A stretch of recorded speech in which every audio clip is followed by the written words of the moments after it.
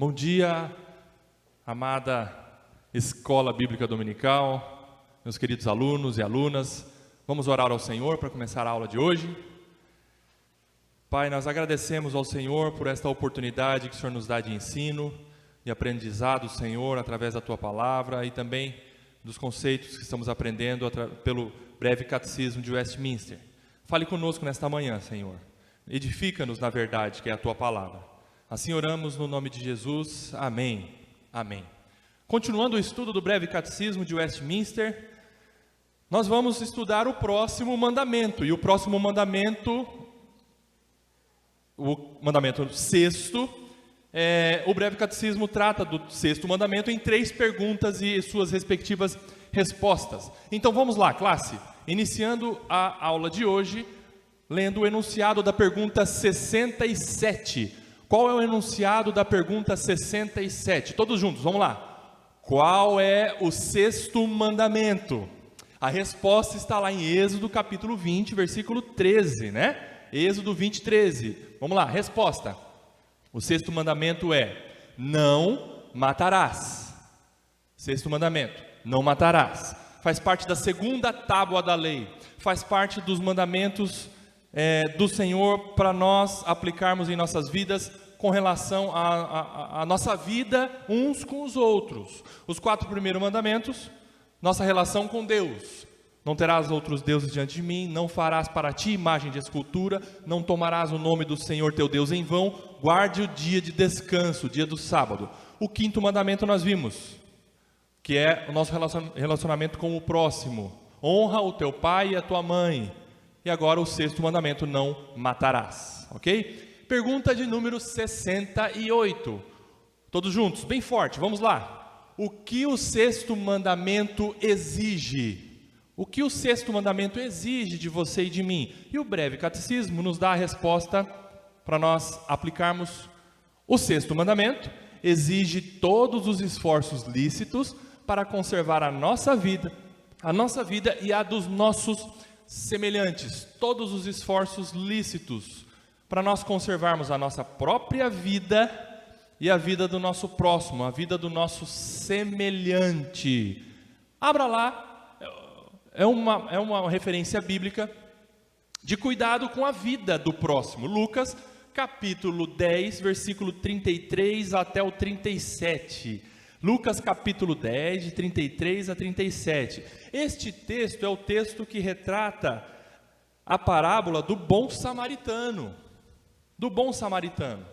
E o que o texto nos revela? Palavras do nosso Senhor Jesus. Por favor, quem achou, leia bem forte, bem alto.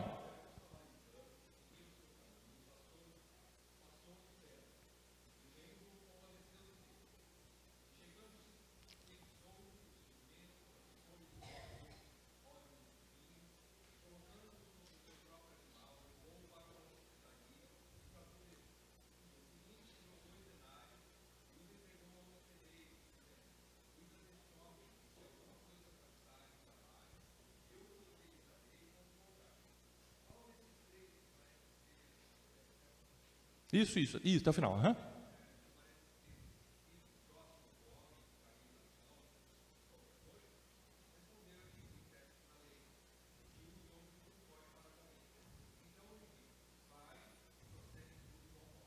Amém. Dentre tantos ensinos que esse texto, as palavras do nosso Senhor Jesus nos trazem, tem ensinos principais, primários, não esse que eu vou dizer agora, mas primários. Porém, tem ensinos secundários, que é o que eu vou dizer agora. Nós devemos ter consideração e cuidado pela vida do próximo, pela vida dos nossos semelhantes. E esse exemplo que o Senhor Jesus nos traz é um cuidado que o samaritano teve com relação àquele que estava no caminho, caído, quase morrendo, passando muito mal, apanhou, ele sofreu muito. Então o samaritano teve consideração pela vida, consideração pela vida alheia, pela vida do semelhante. É isso que Jesus está mostrando secundariamente, tá? Quero dizer para você que essa parábola mostra, em primeiro lugar, outro princípio maior com relação ao próprio Jesus e outras coisas que, quem sabe, a gente possa aprender com relação à parábola do bom samaritano. Mas de forma secundária, você pode aprender sim, que o samaritano teve consideração pela vida. Ele não passou de largo, como fez o escriba, como fez os judeus, na parábola também, né?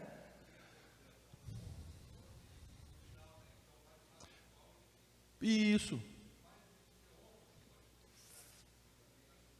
Faça do mesmo modo, tendo essa honra ao Senhor, considerando Deus e consequentemente considerando o próximo, considerando a vida do próximo. Muito bem, é um cuidado que nós devemos ter pela vida. Então é uma base bíblica para a resposta da pergunta 68. Pergunta 69, vamos lá. O que o sexto mandamento proíbe? O que o sexto mandamento proíbe? Resposta: o sexto mandamento proíbe o tirar a nossa própria vida ou a do nosso próximo injustamente, e tudo aquilo que para isso concorre.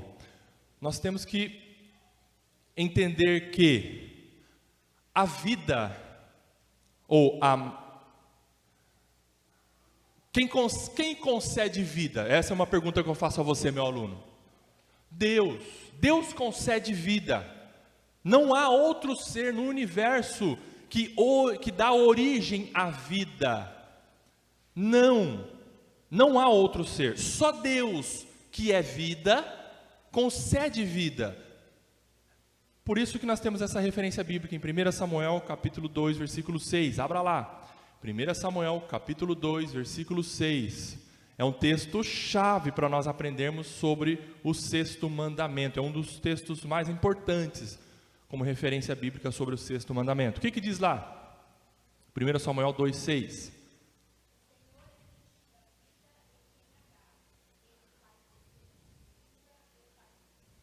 Muito bem. O Senhor é quem tira a vida e quem dá a vida. É quem manda para a sepultura e quem faz a pessoa nascer. Portanto, Ele não dá a nós, seres humanos, essa atribuição ou essa competência de tirar vida. Não dá para nós a competência de gerarmos vida. Mas a mulher, o homem podem conceber, ok. Mas se Deus não permitir concepção de vida no útero de uma mulher, isso não acontece. Não é por vontade humana uma concepção de vida no útero de uma mulher. Ainda que um casal queira, ainda que uma mulher, eu quero ter um filho. Porém, se Deus não der vida, nada nesse mundo faz com que essa mulher possa gerar uma vida. Entenderam? Então, quem tem o direito absoluto sobre a vida? Deus. Por isso que nós não devemos tirar a vida do próximo, nem a nossa própria. Aqui existe entendimentos com relação ao suicídio também, com relação a poder tirar a própria vida numa situação extrema que eu digo fim da linha, e essa pessoa ainda é perdoada por Deus, e outra corrente que entende que não, o suicídio é um pecado que não pode perdoar. Quem sabe um dia nós vamos entrar em detalhes com relação ao suicídio, em tirar a própria vida. Tirar a própria vida. E eu particularmente sou da corrente que sim, o suicídio é um pecado perdoável. Perdoável. Com relação à situação extrema e exclusiva, única que aquela pessoa estava passando diante de Deus. Mas a gente pode, quem sabe, bater um papo sobre isso numa outra aula com mais detalhes, tá bom?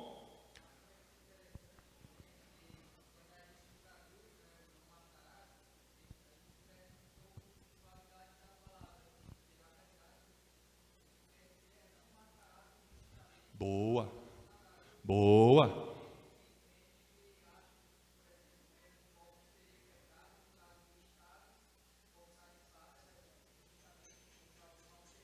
Uhum. Boa.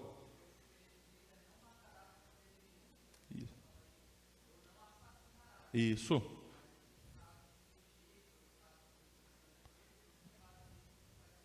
Que é errado. Isso, justamente, Breno, muito bem lembrado. Nós vamos ver daqui a pouco que sim, o termo no hebraico original é não assassinarás.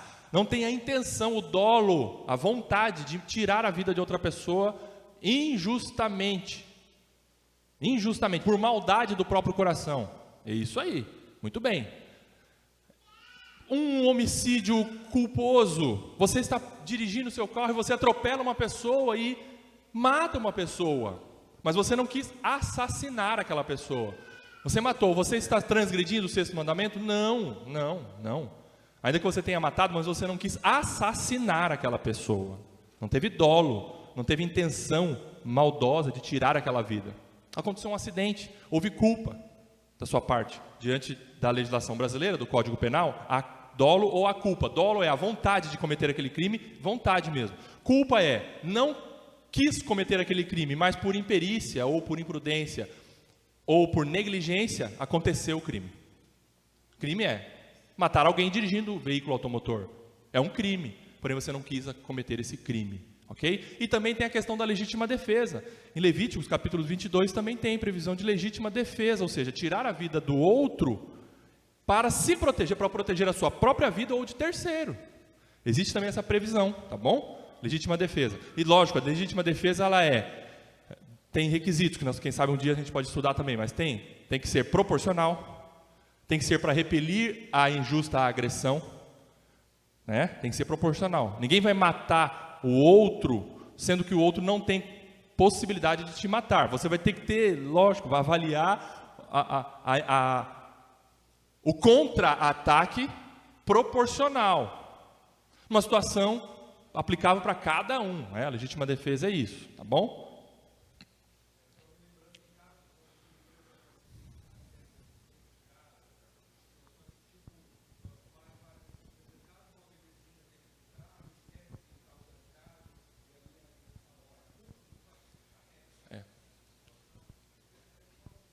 Sim. Muito, muito, muito.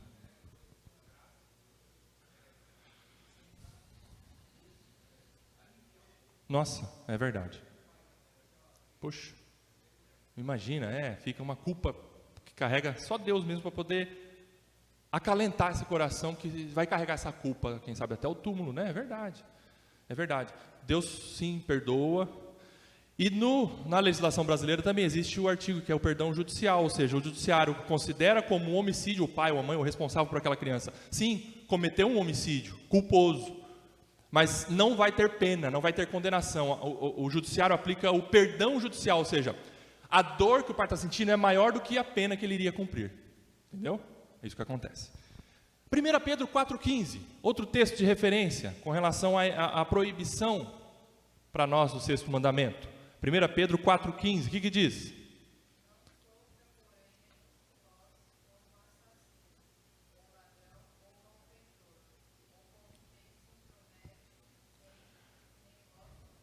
Isso, o texto de 1 Pedro mostra exatamente o termo assassino, não aquele que mata justamente ou mata de forma que não quis matar, mas como assassino. Pedro está dizendo assim, ó, quando a gente pega esse versículo, Pedro está falando, ninguém sofra como assassino, mas Pedro está dizendo assim, ó, se tiver que sofrer, sofra como crente, como a quem está sendo perseguido. É o contexto do que está acontecendo ali, como quem está sendo perseguido. Agora, se você sofrer como assassino, você vai sofrer justamente, porque você cometeu um crime, você cometeu um ato ilícito diante da lei de Deus e da lei dos homens. Por isso que Pedro fala, não faça isso, não sofra como assassino, porque se você matar, você vai sofrer como um assassino e vai sofrer justamente. Você tem que sofrer justamente. É isso que Pedro está dizendo. Tá bom? Isso. Não herdarão, não ficarão de fora do reino. Exatamente. Muito bem. Não matarás, no original hebraico, significa não assassinarás. Das duas palavras hebraicas usadas na Escritura Sagrada para descrever a perda da vida, ou seja, morrer ou o ato de matar, perda da vida, aqui está em Êxodo 20, versículo 13, é a mais raramente usada, em referência ao que chamamos homicídio, ou seja, vontade de querer tirar a vida do outro. Esse é o termo lá no original hebraico, de duas palavrinhas, tá? Original hebraico, é não assassinarás. Homicídio não é meramente o ato de tirar a vida de alguém, mas de tirar a vida de alguém injustamente, tá? Porém, nós não devemos, agora, nós não podemos estudar o sexto mandamento desvinculado do que o nosso Senhor Jesus ensinou sobre o sexto mandamento. Ficaria incompleta a aula de hoje se eu apresentasse para vocês esses princípios gerais sobre não tirar a vida do próximo, de alguém, não tirar injustamente, sendo que o nosso Senhor Jesus apresentou um ensino muito mais completo, aliás, perfeitamente completo, sobre o sexto mandamento. Então vamos ver o que o nosso Senhor Jesus ensina sobre o sexto mandamento. Mateus capítulo 5, 21 a 26. Eu reproduzi o texto na íntegra ali e nós vamos fazer alguns comentários e bater um papo sobre esse texto. Mateus 5, de 21 a 26. 21. Jesus dizendo, no Sermão do Monte, ensinando para os seus discípulos e para aquelas pessoas que estavam ali diante dele. Vocês ouviram o que foi dito aos antigos? Não mate, não assassine. E ainda, quem assassinar, quem matar, estará sujeito a julgamento. Jesus estava falando para aquela sua audiência ali. Vocês ouviram o que foi ensinado a vocês? Porque assim, a lei hebraica, a lei mosaica, era passada para os judeus através de tradição oral, ou seja, através do ensino. Mestres da lei ensinavam nas sinagogas ou numa roda de conversa a lei, ensinavam falando. Por isso que Jesus fala, vocês ouviram o que foi dito? Não matarás, e quem matar estará sujeito a julgamento. Sim, a lei de Moisés previa isso. Olha lá, Jesus inicia colocando seus ouvintes para pensar, refletindo sobre a interpretação que os mestres da lei davam ao sexto mandamento. Quem matar estará sujeito a julgamento. Quem matar e matar injustamente, a lei de Moisés previa, tinha que ser morto também. Tinha que ser morto também. 22. Eu, porém, lhes digo que todo aquele que se irar contra o seu irmão estará sujeito a julgamento. Jesus não fala, todo aquele que se irar contra o seu irmão matou o seu irmão. Mas ele está dizendo, todo aquele que se irar contra o seu irmão estará sujeito a julgamento. Mas você então subentende-se que, se quem matou fisicamente está sujeito a julgamento, Jesus está dizendo, quem irar contra o seu irmão no coração está sujeito ao julgamento, ou seja, mata também. Mata também. Ponto e vírgula. E quem insultar o seu irmão estará sujeito a julgamento do tribunal. Ou seja, aqui Jesus acrescenta qual que vai ser o âmbito do julgamento, no tribunal, ou seja, perante os homens também. Se perante os homens há um julgamento, que dirá diante de Deus. Quem insultar o seu irmão estará sujeito a julgamento. Terceira situação. E quem chamar de tolo estará sujeito ao inferno de fogo. Fala, Gilmar.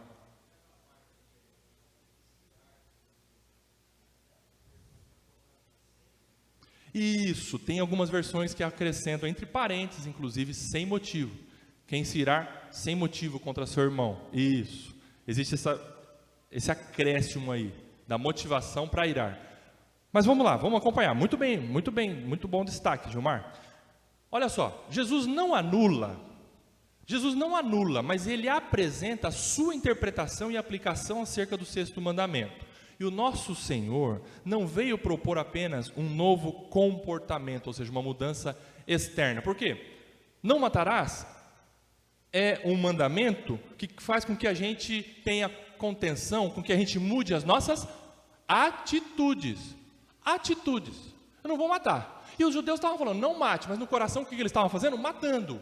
Mas eles falavam, eu não estou matando.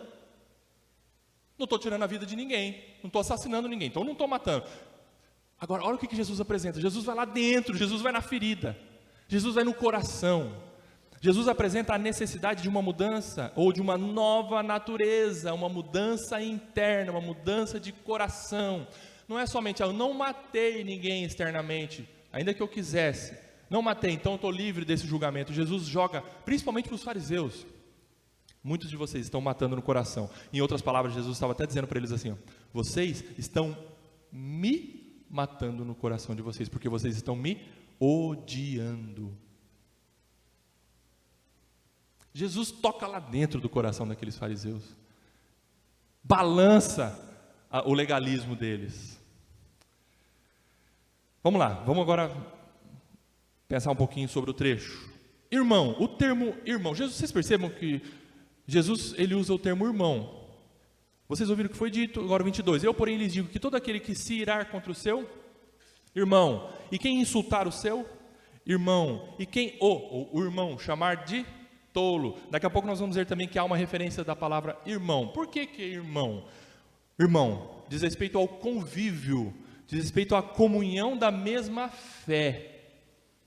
Próximo, mais próximo, em outras palavras, a igreja. Aí você pode me perguntar, mas Rodrigo, beleza, então eu posso odiar quem está lá fora? Não, o entendimento é o seguinte, se estivermos matando uns aos outros aqui dentro, que dirá os de fora do nosso círculo de relacionamento? Tudo começa em casa, tudo começa aqui dentro, no próximo mais próximo. Se nós estamos matando o próximo aqui, que é próximo, que praticamente toda semana nós estamos juntos, e eu nem falo com você, que dirá os de fora? É isso que Jesus está falando. Por isso que, irmão, existe esse âmbito mais próximo. Nós precisamos lidar com isso, com os nossos sentimentos de irmandade aqui dentro, tratar, pedir perdão, dar o perdão, esclarecer o que tivesse que ser esclarecido aqui dentro. E lá fora é consequência da nossa vida. Senão vai ser religiosidade, como a gente vai ver daqui a pouco. Entenderam isso? Por isso que Jesus usa o termo irmão, irmão, irmão. É o próximo mais próximo. No âmbito da comunidade judaica, eles estavam próximos uns dos outros. Mas Jesus está dando um conceito assim de irmão. Se vocês estão num convívio, se vocês estão ali na sinagoga aprendendo, e estão matando um ao outro, estão odiando um ao outro, não adianta nada o que vocês estão fazendo. Não adianta nada. Perceba a progressividade do homicídio no coração, com as suas justas consequências. Irar, o termo irar, no original, Jesus está dizendo odiar. Odiar é muito mais forte. Por quê? Porque às vezes a gente se ira contra o próximo. E a gente se ira. Mas essa ira precisa ser tratada para que ela não vire ódio. O próprio apóstolo Paulo, quem sabe pegando um pouco do ensino de Jesus, reproduz isso. Irai-vos, mas não pequem. A ira tem um certo limite, tem que ter um certo limite nas nossas vidas. Com relação a você pode se irar contra mim e tem um certo limite. Mas não se ponha o sol sobre a sua ira, ou seja, não deixa isso ganhar campo no seu coração e o tempo vai fazendo com que essa ira se transforme em... Isso potencializa no nosso coração e vira um ódio. E é isso, e o ódio faz com que a gente mate a pessoa no nosso coração. O nosso ofensor, aquele que nos fez mal. Principalmente aquele que nos fez mal. Porque quem nos faz bem a gente ama. Mas Jesus ensina, cuidado com o ódio no coração. E quem odiar o seu irmão estará sujeito a julgamento. É matar aqui no coração. Odiar. E aí... Se o ódio continua no coração e ele não é tratado, qual que é o próximo passo que o homicida no coração pratica? Insultar. Está aqui, o ódio está aqui no coração, tomou conta do coração, do pensamento e fica remoendo tudo aquilo, eu estou odiando, daqui a pouco o que acontece? Sai pela boca, começa a insultar, começa a falar insultos contra a pessoa que aquele homicida está odiando, estará sujeito ao julgamento do tribunal. Terceira situação, e quem o chamar de tolo estará sujeito a julgamento. Tolo aqui é um termo no hebraico que significa, ou é o haká, que significa um inimigo incrédulo. Inimigo incrédulo, ou seja, é aquela pessoa que é de Satanás. Aquela pessoa que vai para o inferno. E aquela pessoa que chamava Haká, já condenava no seu coração aquela pessoa para o inferno. Já se colocava diante de Deus e falava, aquela pessoa não tem mais direito de ir para o céu. Vai para o inferno diretamente por mim. Por meio do que eu insultar, do que eu falar, do que eu considerar no meu coração. É isso. Estará sujeito ao inferno de fogo. Aqueles que falavam isso, e falavam, essa pessoa... vai para o inferno, é determinação da própria pessoa. Jesus está dizendo, cuidado, quem sabe aquela pessoa não vai para o inferno, mas quem sabe você vai para o inferno, estará sujeito ao inferno de fogo. Está vendo a progressividade de matar no coração? Muito bem, Alguém gostaria de comentar alguma coisa sobre esse trecho?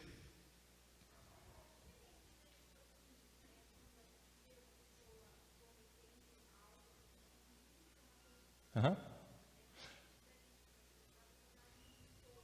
Isso.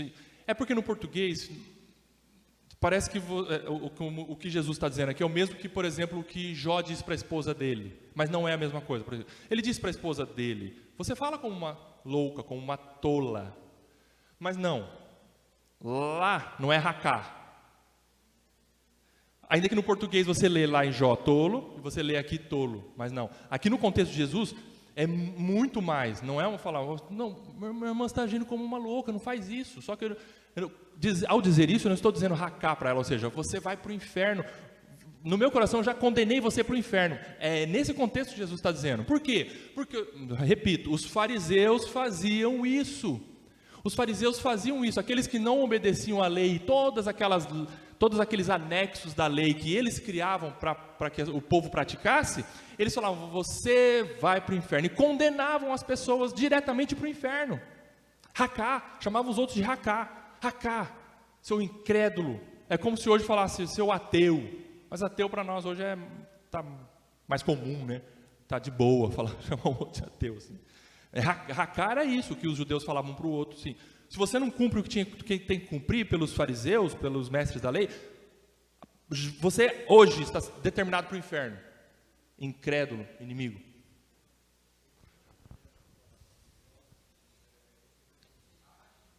Isso, é verdade.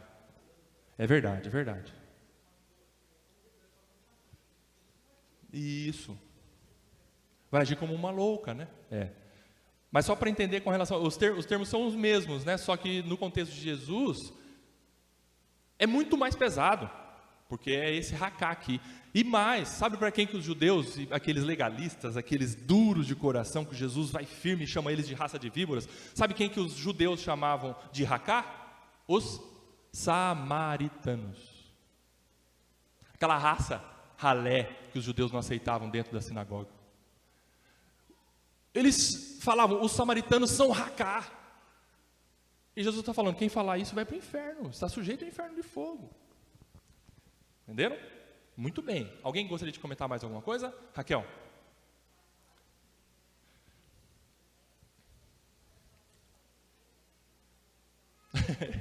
Já condena no coração, né? É um homicídio que a gente comete no coração. Isso. Exatamente. Muito bem.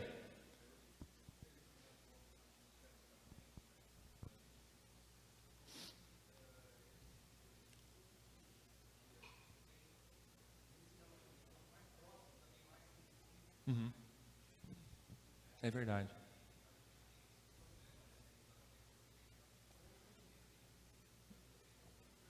Isso.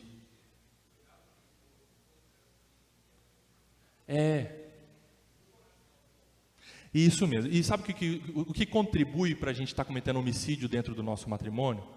É o tempo da ofensa, daquilo que está acontecendo no nosso casamento de mal e a gente não trata. É a progressividade que nós vimos. É a ira, é o ódio. A Rayane se ira contra mim. E ela tem motivos. Mas se ela continuar com essa ira no coração, 1, 2, 7, 2 semanas, o que essa ira vira no coração dela? Um ódio contra mim. Eu tenho ira contra ela. Mas se eu não tratar no meu coração, eu preciso, Senhor, não deixar o sol se pôr sobre a minha ira. Eu preciso tratar diante de Deus a minha ira para eu não odiá-la. Se chegar ao ponto do ódio no casamento, já matou. Odiar é uma coisa muito, muito, muito séria. E aí? Se eu estou odiando minha esposa, daqui a um pouco eu estou insultando. Olha a progressividade que Jesus mostra. Do coração vem para a boca. Eu começo a insultá-la, porque eu já estou odiando. E daqui a pouco, se eu estou insultando e não trato ela e desprezo ela no meu coração, mato ela no meu coração, anulo ela no meu coração, o terceiro ponto eu estou dizendo, no meu coração eu estou condenando, você vai para o inferno. Segundo a minha vontade, você vai para o inferno. Aí já é o ápice, né? Aí o casamento virou um inferno, entre aspas, né? Que Deus nos livre disso. Que Deus lá no início nos capacite a tratar as iras que nós temos nos relacionamentos. Os momentos de, poxa, eu fiquei chateado, nossa, a pessoa me irou. Senhor, me ajude a tratar. Senhor, por favor. Se tiver que conversar, conversa, vai lá, esclarece com o seu irmão, com aquele do convívio, para tratar, para não deixar nada. Um irmão dentro da mesma igreja não falar com o outro. Para tratar isso, nós vamos ver no final essa situação. Entenderam? Entenderam? Vamos lá, 23. Portanto, se você estiver trazendo a sua oferta ao altar e lá se lembrar que o seu irmão tem alguma coisa contra você, deixe diante do altar a sua oferta e vá primeiro reconciliar-se com o seu irmão e então volte e faça a sua oferta. O que esse texto está mostrando para você? Primeiro nós temos que identificar as ações, ou primeiro nós temos que identificar as circunstâncias. Se você estiver trazendo a sua oferta, trazer a oferta é um momento de adoração. Você está aqui, trazendo a sua oferta de adoração ao Senhor, e você se lembrar que o seu irmão é aqui, o do convívio, tá? Aqui, é o mesmo contexto. Jesus está dizendo, aquele do convívio, próximo, mais próximo. Seu irmão tem alguma coisa contra você? Pare, vá tratar, vá se reconciliar, depois volte para ofertar. Por que Jesus está dizendo isso com relação ao contexto de irmão? Ele usa o termo irmão, porque assim, então vamos lá, eu vou transportar vocês agora para um momento de adoração do judeu. O judeu, para adorar, para levar a oferta dele, o que ele levava? Ele não era o corpo dele sacrifício de adoração, como o apóstolo Paulo fala. Mas naquela época, a adoração era um animal. Então, se ele está com um animal para ofertar, e ele se lembra de que o irmão tem alguma coisa contra ele, o que ele faz? Eu não posso ofertar. Eu preciso tratar o meu coração com o irmão precisa tratar comigo. O irmão aqui da comunidade, mais próximo. Eu preciso amarrar o meu animal. Preciso lá conversar com o irmão, irmã. Meu irmão judeu, vamos tratar. Eu fiquei sabendo que você tem alguma coisa contra mim. O texto diz. Porque assim, se eu tenho alguma coisa contra o irmão, tem que tratar, não tem dúvida.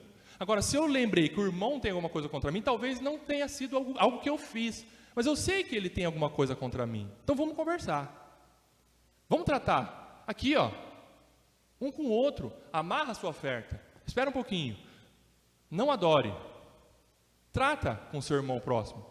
Tratou? Esclareceu? Ok. Desamarra o seu animal e continua a sua oferta. Jesus não está dizendo, aquele lá longe. Então agora vamos ver o que eu escrevi aqui.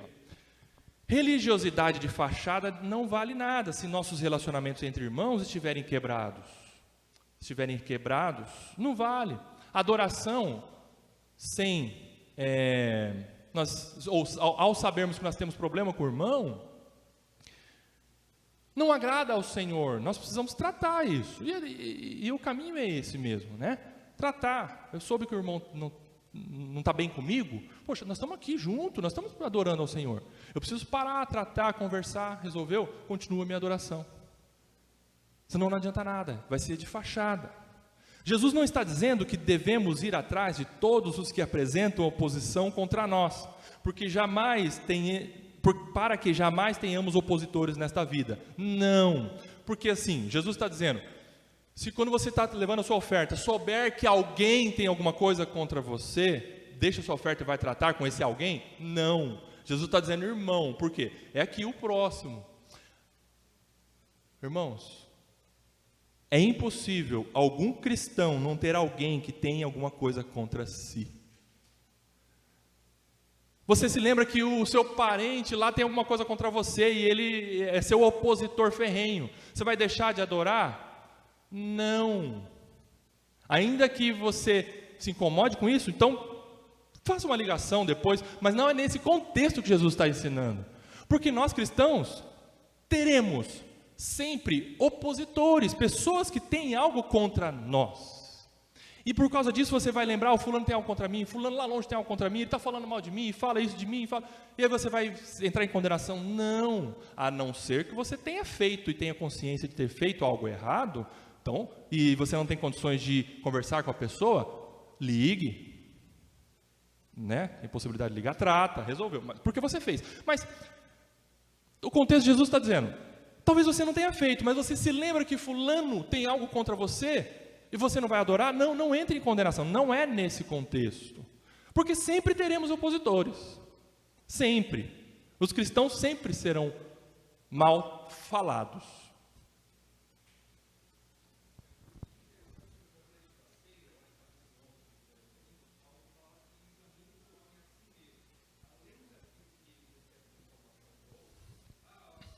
É. Isso. Isso.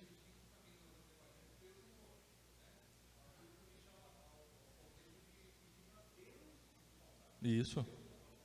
Amém.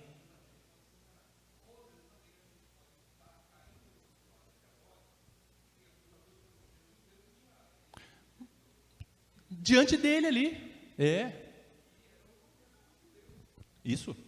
Isso. Amém.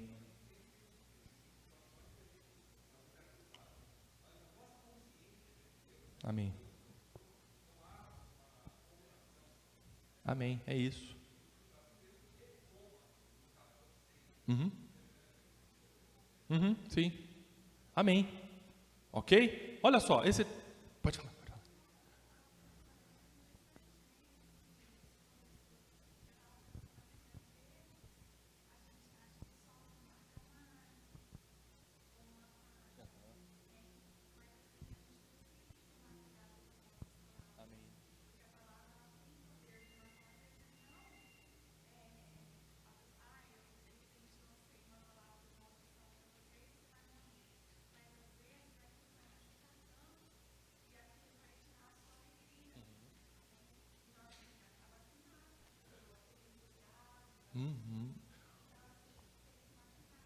Amém. É o insulto, exatamente. É aquele, a ira está tão grande no coração que vira ódio, depois vira insulto, acaba proferindo palavras uns contra os outros. Agora, irmãos, entre nós aqui, nós precisamos sim ter isso no coração. Não deixar, se você souber que o seu irmão aqui, no contexto de irmão mesmo, da comunidade, o próximo mais próximo, tem alguma coisa contra você, não está falando com você, vá lá, vá lá. Não custa nada, tá bom? É isso que, vamos aplicar isso para nós.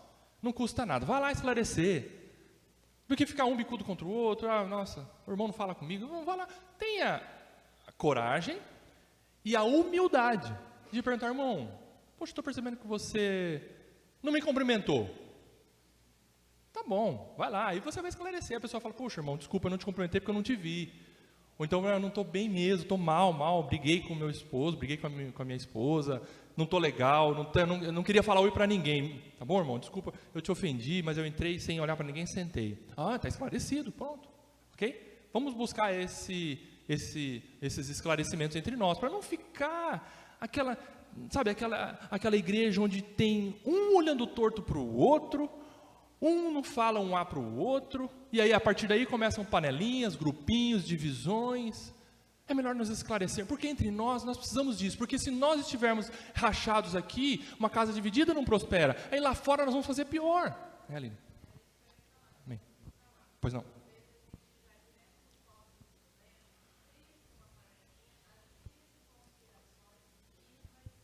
Isso. Isso. Amém. Amém. Amém.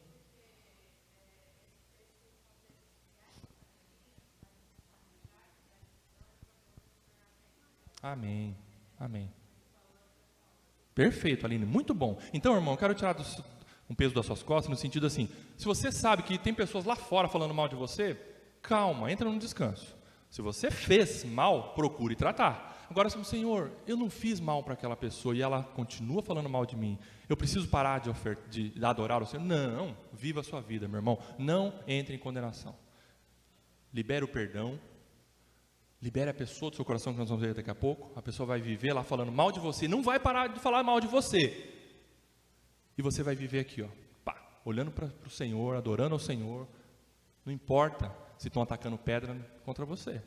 Viva para Deus.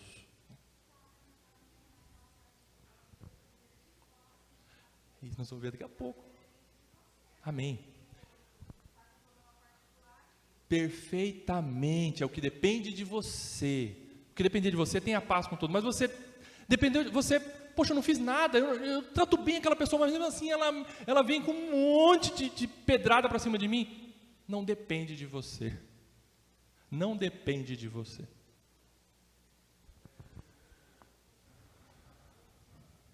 Uhum.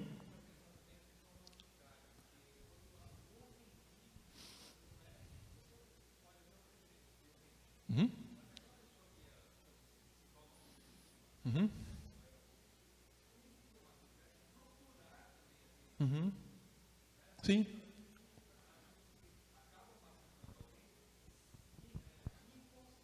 Uhum.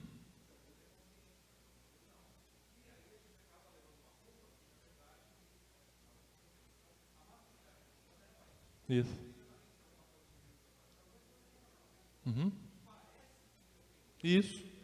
Conversa, esclarece, né? Anda na luz. Isso. É verdade. O melhor ponto é andar na luz. É andar na luz. É ir procurar ou conversar, esclarecer, pedir perdão, dar o perdão. É o melhor caminho para todos nós, com certeza. Pode falar, mano. Uhum.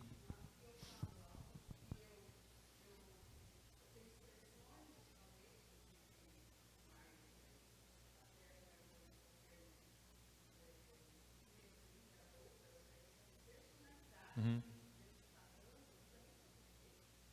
Tem que tratar.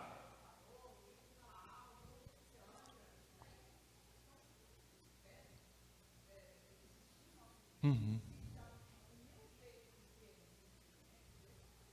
Uhum. Sim.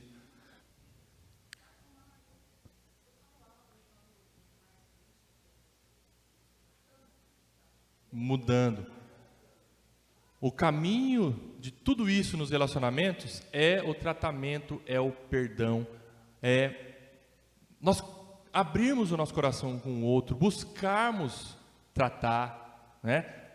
Se colocar diante de Deus, Senhor, mude meu coração, porque se eu estou sendo grosso, se eu estou sendo rude, Senhor, muda meu coração, porque eu não quero ser assim e tratar as pessoas dessa forma, me ajude. E o outro lá também, Senhor, me ajude a crescer também, me ajude, Senhor, a olhar para o Senhor, independentemente do jeito da pessoa, né? Mas nós precisamos sempre andar na luz e tratar uns com os outros. E vamos caminhar para o final. Entre em acordo sem demora com o seu adversário, enquanto você está com ele a caminho, para que o adversário não entregue você ao juiz, o juiz entregue você ao oficial de justiça e você seja jogado na prisão. Em verdade lhe digo que você não sairá dali enquanto não pagar o último centavo. Jesus finaliza ensinando que devemos correr, ter pressa e não perdermos oportunidades de reconciliação quando somos ofensores, quando somos devedores, seja contra quem for. Aqui não há menção de irmão. Veja, Jesus encerra dizendo que se você fez coisa errada, por que Jesus não está dizendo se vocês fizeram coisa errada, mas no contexto Jesus está dizendo assim, ó, corra para tratar com o seu adversário no caminho do tribunal. Para quê? Para que ele não jogue você nas mãos do oficial de justiça e o oficial de justiça jogue você na prisão. Você subentende que o quê? Que você está errado. E mesmo estando errado, você vai tentar provar alguma coisa diante do tribunal. Mesmo estando errado. Aqui Jesus não está dizendo adversário. Ei, não é contra irmão. Não é contra irmão, não é contra aqui no âmbito da comunidade. Mas se você fez alguma coisa contra alguém, corra para tratar. Jesus está dizendo isso, corra para tratar. Porque aquela pessoa aqui no âmbito do devedor, naquela época a lei de Roma previa a prisão de quem devia. Se você devia o dinheiro para outra pessoa, você tinha que ser preso. E aí, Jesus está dizendo, o seu adversário vai levar você para o tribunal, você está devendo para ele. Então, não deixe chegar lá no ponto de você ser preso. Trate logo no caminho, reconcilie, peça perdão. Eu não consigo te pagar, só se eu der a minha vida para você. Eu não consigo, mas me perdoe. Jesus está dizendo, é esse o caminho. Trate. Se você fez alguma coisa, corra para tratar, não deixe para depois. Não, é nesse contexto que Jesus está ensinando, tá bom? O que faz com que não cometamos homicídio em nossos corações? Soluções implícitas em todo o trecho de Mateus 5, de 21 a 26. Quais são as soluções implícitas?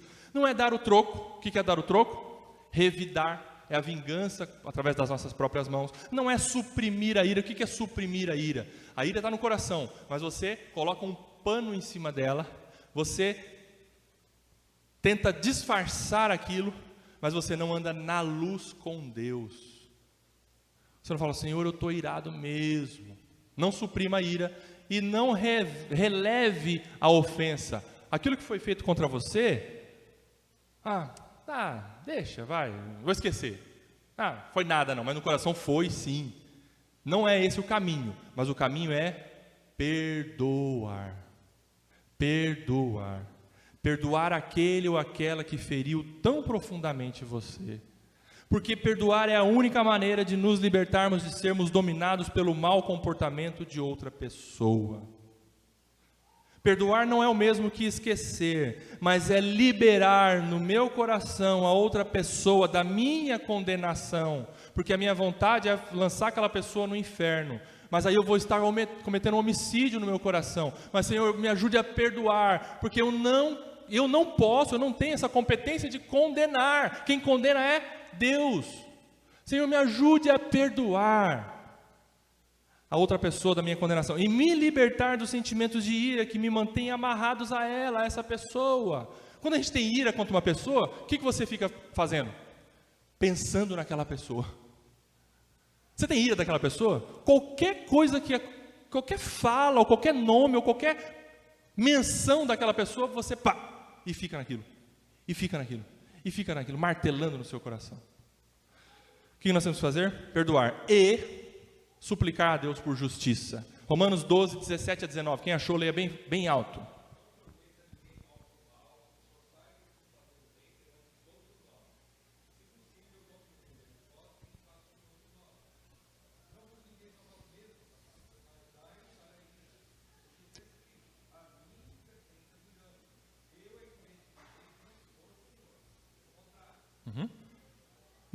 Isso aí. Queridos, quando você perdoa, você tem condições de, que depender de você, ter paz com todo mundo, de lançar para Deus, para que Deus vingue. Quando você não perdoa, quem quer fazer as coisas? Você se coloca na frente de Deus e fala, não, Senhor, deixa comigo, porque eu vou ser mais justo do que o Senhor. Mas quando você perdoa, você sai fora. Dê lugar, o Senhor é que vai vingar no seu lugar.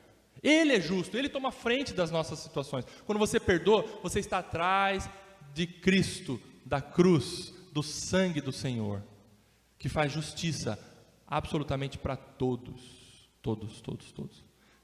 Só que primeiro você tem que perdoar, porque se você não perdoa, você se coloca na frente como justiceiro, aquele que vai conseguir resolver as coisas. Não, Senhor, eu não consigo, senão eu acabo com todo mundo.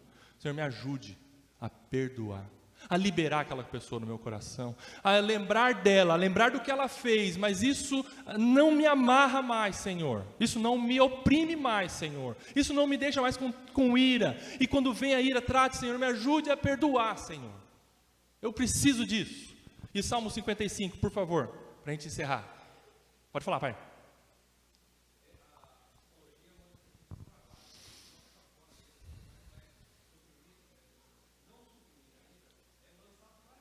Isso. É o caminho que Davi nos ensina aqui no Salmo 55. Perdoar e lançar para Deus, para que Deus faça justiça, suplicar para Deus justiça. Olha o contexto do Salmo 55 e a gente encerra. Dá ouvidos, ó Deus, à minha oração. A quem Davi recorreu numa hora de muita tristeza, nós vamos ver aqui, opressão, traição. A quem Davi recorreu? A Deus. Senhor, ouve a minha súplica, a minha oração. Não te escondas da minha súplica. Atende-me e responde-me. Sinto-me perplexo em minha queixa e ando perturbado, Senhor. Quando a gente está com ira, quando a gente foi traído, quando a gente está mal do coração, pensando, a pessoa fez mal contra mim, Senhor. A gente anda perturbado. A gente não dorme bem. Por causa do clamor do inimigo e da opressão do ímpio, pois sobre mim lançam calamidade. E furiosamente me hostilizam. O meu coração estremece no peito, terrores de morte caem sobre mim, temor e tremor me sobrevêm, e o horror se apodera de mim. Então eu disse, quem me dera ter asas como a pomba, voaria e acharia descanso. Eis que fugiria para longe e ficaria no deserto. Depressa eu me abrigaria do vendaval e da tempestade. As coisas más aconteceram contra você, a pessoa fez um mal terrível contra você, oprimiu você, o seu pensamento é de fugir. Senhor, eu quero fugir. Davi estava nessa situação. Senhor, eu fui traído. Senhor, o meu pensamento é fugir. Quem me dera que fosse um passarinho, que eu fosse embora desse mundo, desse momento que eu estou vivendo, dessas amarras de tristeza que eu estou passando. Eu quero sumir. Você já fez isso? Eu já fiz isso várias vezes. Não aguento mais isso. Senhor, eu quero sumir. Foi o que Davi fez diante de Deus. Não aguento mais. Mas tem mais, irmãos. Olha o que aconteceu. Destrói, Senhor. Confunde os seus conselhos, porque vejo violência e conflitos na cidade. Para quem Deus pede? Para destruir. Para Deus. Mas Rodrigo está falando para não matar no coração. Mas sabe o que é isso? É a sinceridade do coração, para que a ira não fique abrigada aqui dentro. E Davi perdoou o seu opressor, mas buscou em Deus justiça. Senhor, faça a justiça. Destrói, Senhor. Daqui a pouco ele vai falar, mata, Senhor. Mas eles estão falando sobre não matar. Mas sabe para quem que Davi está falando? Para Deus.